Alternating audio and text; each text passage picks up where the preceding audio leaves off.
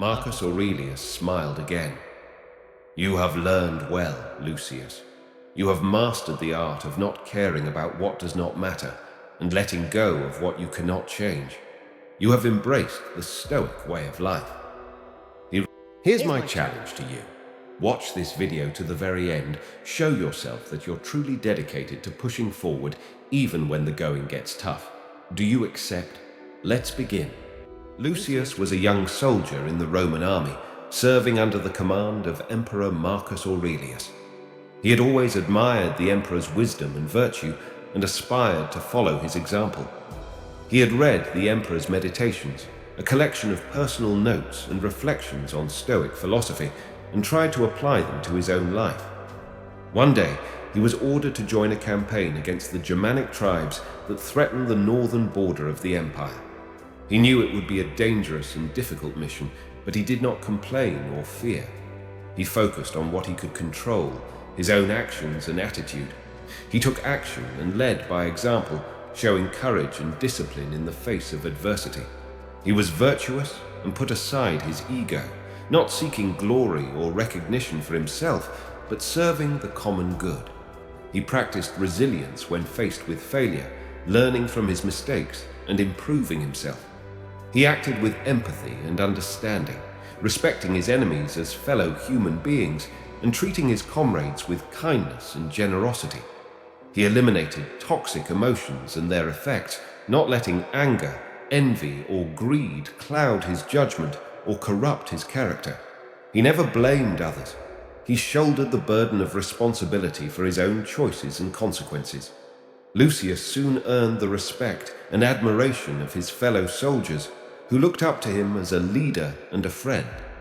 He also caught the attention of Marcus Aurelius, who noticed his exemplary conduct and performance. The emperor decided to meet him personally and invited him to his tent one evening. Lucius was honored and humbled by the invitation. He entered the tent with reverence and awe and bowed before the emperor. "Rise, Lucius," Marcus Aurelius said with a gentle smile. "You have done well, my son. I have heard much about you, and I am pleased with your service." "Thank you, your majesty," Lucius said. "It is an honor to serve you and Rome." "Tell me, Lucius," Marcus Aurelius continued, "how do you manage to remain calm and composed in such turbulent times? How do you cope with the hardships and challenges of war?" Lucius thought for a moment, then replied, "I try to follow your teachings, your majesty. I try to live by the Stoic principles that you have written in your Meditations." Marcus Aurelius nodded approvingly. "And what are those principles?" Lucius recited them from memory. "Focus on what you can control, take action and lead by example. Be virtuous and put aside your ego. Practice resilience when faced with failure.